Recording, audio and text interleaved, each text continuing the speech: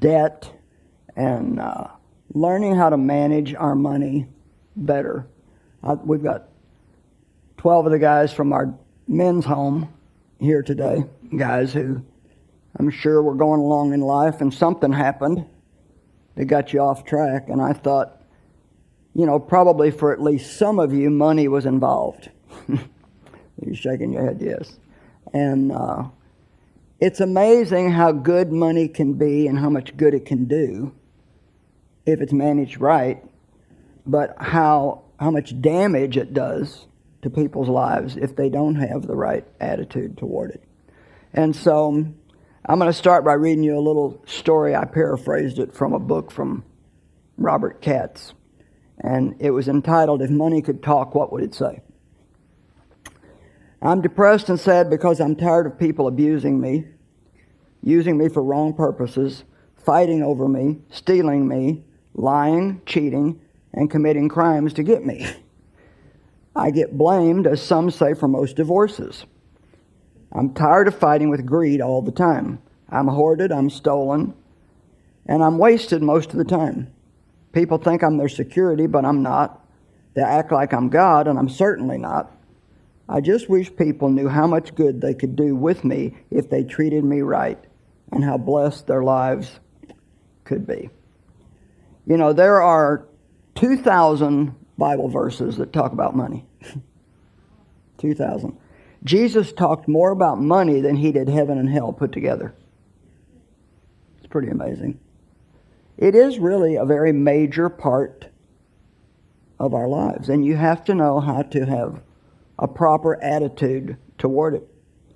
1 Timothy 6, 7 through 10. Something we really should just take a little time to sit and think about. For we brought nothing into the world, and we can take nothing out.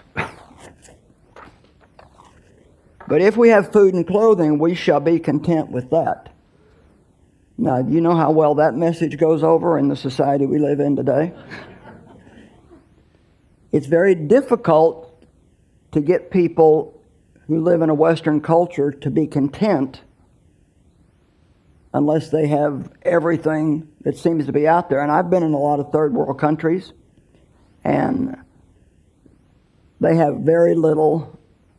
And to be honest, sometimes even in the midst of their great lack, they are happier and have a better attitude than some people who seem to have everything. So I really think sometimes the more we have, the unhappier we become. And it seems like the more things you have, the more things you want. Now, I believe God wants to bless us, and I believe that money's fine. Money's not evil. It's the love of money that's evil. But we need to be more focused on what we can do for other people with our money than hoarding it all and keeping it for ourselves. Which is also difficult because selfishness is ingrained in human nature without God. Those who want to get rich fall into temptation and a trap and into many foolish and harmful desires that plunge people into ruin and destruction. For the love of money is a root of all kinds of evil. Some people eager for money have wandered away from the faith and pierced themselves with many griefs. I remember one time Lord told me there's 2 tests you have to pass concerning money. How you behave when you don't have enough, and how you behave when you have a lot. And I thought that was interesting because sometimes the more you have, the more it draws you away from God, because we can become self-reliant. We don't have needs, and so it's easy to start depending on the money to take care of us rather than God. And no matter what we have, no matter how much we have, no matter how much money somebody has invested, it could literally disappear overnight, the way the world is. And so, the love of money is evil, but not money. Money actually can be a great blessing. if you learn how to use it to make other people happy. And the Bible says in Acts that it is more blessed to give than to receive. And yet it's so hard for us to get into that area of living to give rather than living to get. And the thing is if you can see the spiritual side of it, you cannot outgive God. And so the more you give, the more He's going to do for you. And the more you give, the more you do for other people, the happier you're going to be. The reason why it's more blessed to give than to receive is because if you get something, you only get the thing, which is good. I'm not against stuff. But when you give, you get joy. How many of you believe that joy is really much better than things and money? Because no matter what you have, if you have no peace and you have no joy, then what's it worth? It's worth absolutely nothing. So, James Dobson had a great revelation one time while he was playing the game Monopoly. Maybe all of you don't know what Monopoly is, and I don't have time to go in and explain it, but he was playing very aggressively, getting houses and turning them into hotels and taking everything everyone had and putting them out of the game. And soon everybody had lost all they had, and he had it all. I underline that he had it all, because isn't that what we want? We want to get it all. And that game is a good example of just, I don't care who I take it away from, I don't care what happens to you, I want you to have nothing left, and I want to have it all. Well, it's just a game, but sometimes we can let that kind of an attitude also get into our lives. As he started putting the game away, he began throwing the pieces back in the box, when he suddenly realized, and I want you to get this, when our lives are over, everything we have gained will go back in the box, so to speak. And someone else will come along and start all over with what we worked all of our lives to get. So why not spend your life doing something that will last? And the Bible tells us that what we give here is an eternal thing. I think that people that are real givers will still be getting blessed in heaven from what they gave here in the earth. So let's talk about something that most people don't even think is possible, and that's becoming and living debt-free.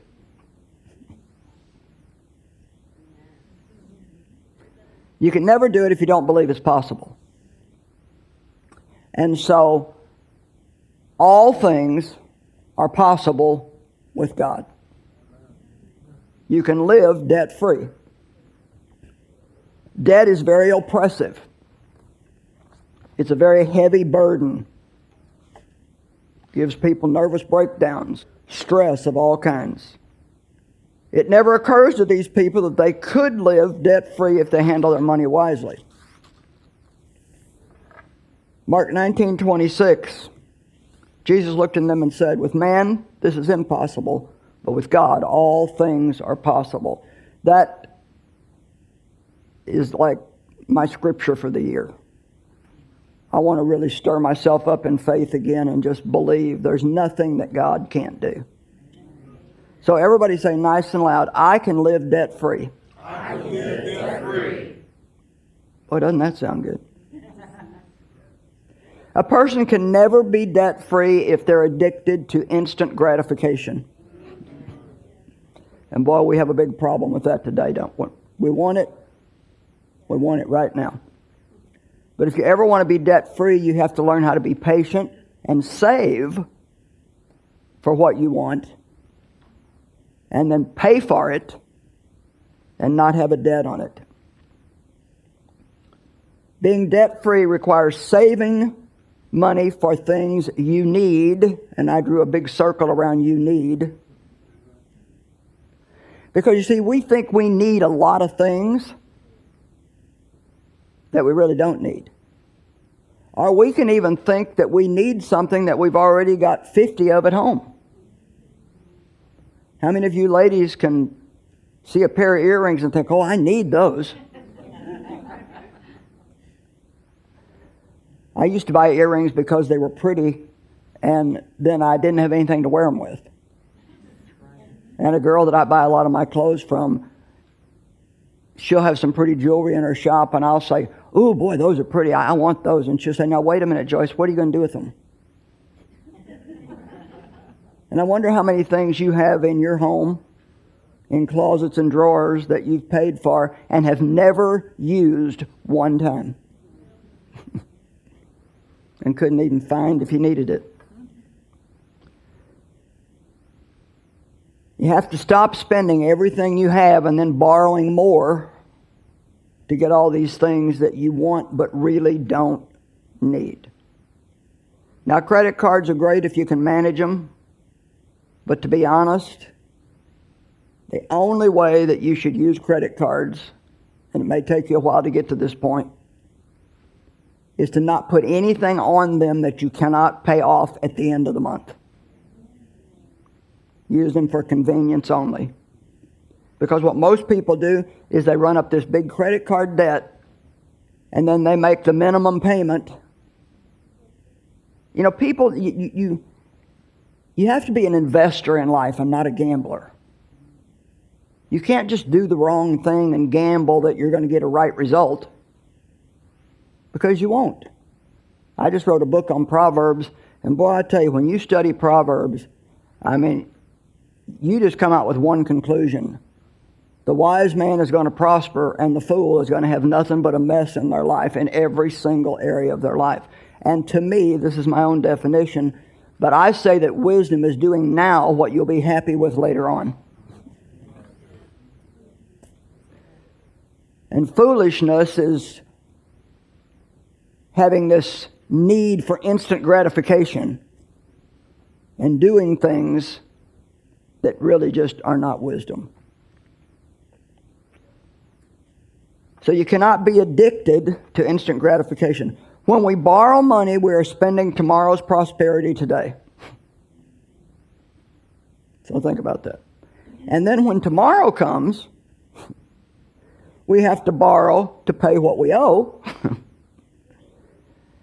And so it just keeps an unhealthy cycle going in our lives, because we're always have already spent what we're working for. So then when it comes time to pay the bills that you have to pay and buy the things you have to have, then you have no choice but to borrow more money, because you've got to use the money you have now to pay for what you bought way back there somewhere. And once again, so much of this is due to instant gratification and not really thinking about, do I need this? Now, there's nothing wrong with buying some things that you want, but I will say this: if you're already head over heels in debt, you don't need to be buying a lot of what you want. You need to really just be buying what you need. It's kind of like if you live an unbalanced life over here, you've spent money that you don't have, then to overcome this over on this side, you're going to have to do without some things for a while in order to get your life back.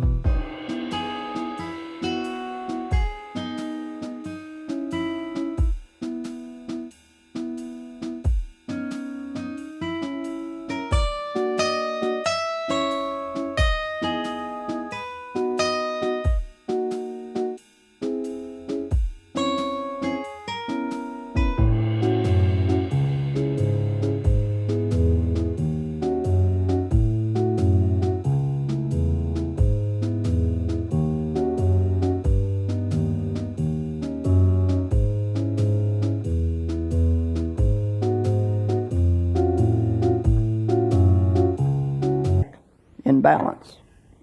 Things are not nearly as important as we think they are. Dave Ramsey presents a brilliant plan to getting out of debt. And I hope I say it right, but Just remember that name, Dave Ramsey. He's probably the premier teacher on finances today. Lots and lots of wisdom. He's got a TV show, I think a radio show, and plenty of books. And he says that what you do is if you're in debt, you pay off the smallest debt first, because then you feel good that you paid off a debt. But then let's just say the payment on that debt was $50 a month. But then you don't say, oh boy, I've got $50 a month more now to spend. What you do is you take that $50 and you add it to the payment on the next smallest debt. So say you have another debt that the payment's $45. Well, now instead of paying $45, you pay $95 a month on that. Then when those two are paid off, you take the money from those two and you add it to the next one. And it may take 2 years. It may take 5 years. But let me ask you something. Is doing that for 2, 3, 4, 5 years better than being in bondage all of your life and continuing to keep the same ridiculous cycle going all the time? Everybody say, I can live debt-free. I can live debt-free. Now, let's just throw the word suffer out for a minute. Not a word we like. But if you're going to get out of debt and be debt-free, you will have to let your flesh suffer, because it wants what it wants. And it pouts and feels sorry for itself when it doesn't get it. But we are to walk according to the Spirit, not according to the flesh. To get out of debt, you're going to have to be patient, persistent, and learn the difference between what you need and what you want. Before buying anything, ask yourself if you can afford it without going in debt to get it, and if what you're going to spend on it is truly worth it to you. I heard my daughter say something that she liked something that I have, and so I thought about it and I told her, I'd like to buy you one.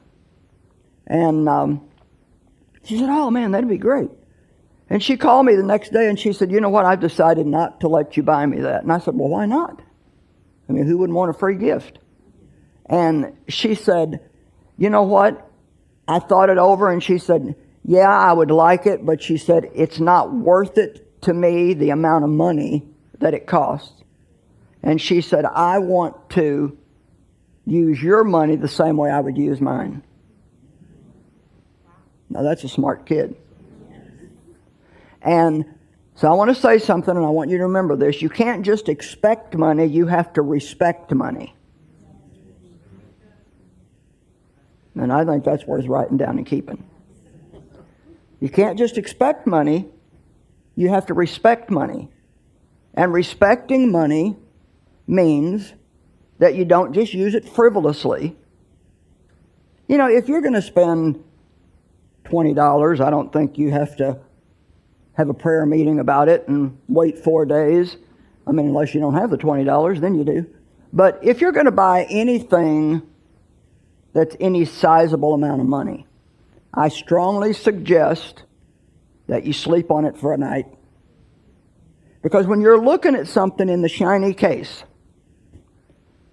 or the showroom floor, can I tell you something, ladies? It won't look as good on you as it did on the model. And it doesn't shine as much when you get it home as it did in the jewelry store. I bought a piece of jewelry one time at a jewelry store, and I just thought it was beautiful. When I got it home, I thought, this is not as pretty as I thought it was. And I couldn't figure that out. And then somebody said, well, don't you realize that they've got those lights set just right behind glass? Makes it look a lot different there than it's going to look when you get it home. And so I took it back and got my money back. You know, that new car on the showroom floor, and don't think they don't place the lights just right too. Oh my gosh, it looks so good, and it's clean. There's not a tiny little bit of dirt on it, and you think you just have to have it. But what's it going to look like in a year when you have it full of fast food wrappers and haven't washed it in a long time. And now you're stuck with what now if you buy a car? 7 years of payments sometime. If you're going to buy something on credit, you need to ask yourself, do I want to be paying for this for 7 years? Or would I rather wait? Money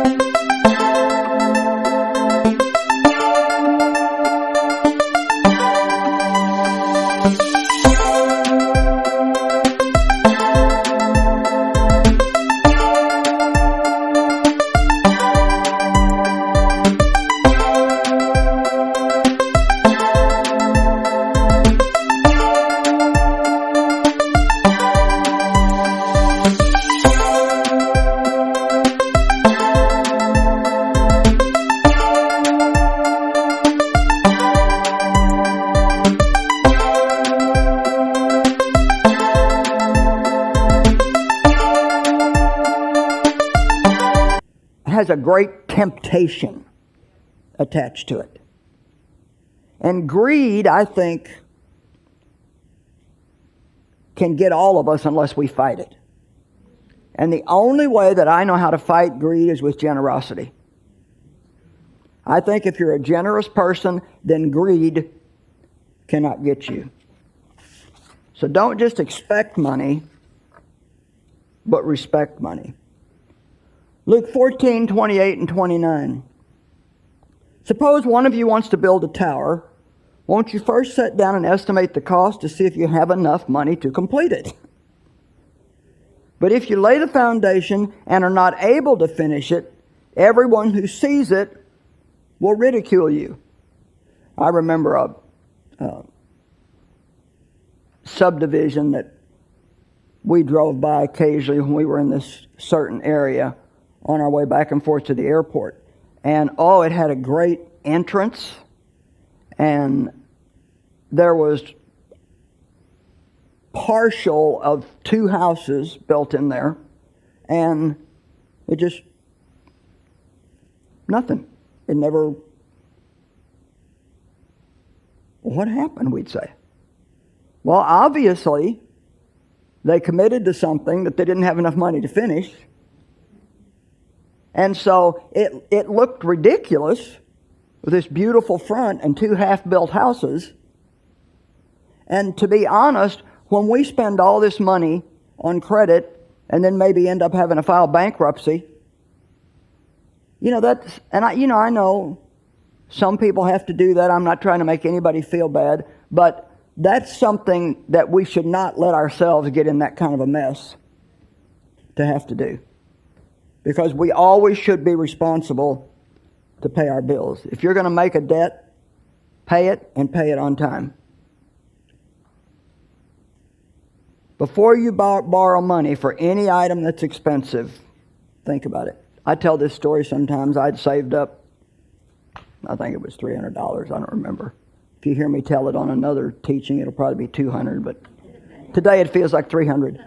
And we were at the mall shopping, and I needed a new watch, and so we went by this jewelry store, and they had this watch. It had rhinestones on it, and I like things that sparkle. And a good salesperson, they know what they're doing. And this was like, this looks great on you, and now this sale is only for today, and if you don't get it today, then it's blah blah blah. But I'd learned a little bit by then. And because it was going to take all my money. And so I said, well, you know what, I just want to take a little bit of time, and I'll come back if I want it. Well, so I'm walking down the mall, and in the meantime, I look in a store, and I see a suit that I really liked. Well, I went and tried that thing on, and it looked gorgeous on me. Made me look like I had a tiny waist. It was the right color. But that also would have taken all my money. So I decide I'll take another walk. And the thing that I realized when I ask myself, Joyce, what do you really want? The thing that I wanted was to keep my money so I had $20 for a pair of earrings or enough money to take a friend out for coffee. I didn't want to have no money, even as much as I wanted those two things. And so I left with neither one of them. And you know what? I survived. I stayed happy. So we really need to start thinking about what we're doing and not just doing it. Nothing looks as good when you bring it home as it did in the store. Now, my husband has a very simple equation that he has lived by. And what Dave says is, out of everything you have, give some, spend some, save some. Give some. Set your giving aside first. That's not a want, that's a need. We need to give. Because if we don't give, no matter what we have, it's not going to be blessed. And so you always set aside your giving. Do a little something for yourself with the money that you work for. It gets kind of boring if you work all the time and you never do anything for yourself. Although maybe some people deserve to be bored for a little while because they've lived riotously. And then save some. What if each one of you, from the time you went to work, when maybe you were 16 or 17 or 18, would have been saving 10% of everything that you made ever since then? Just think what you would have now. And you know what? If you start doing that, you don't miss it. You really don't miss it. And so it's very wise to manage money and not let money manage you. Say it again. I can live debt-free. I can live debt-free. All right. Well, today we're offering you a little free gift. It's called Financial Management God's Way. And it has lots of scriptures in it and some encouraging things. And we're going to give it to you. We're going to sow this into your life because we want you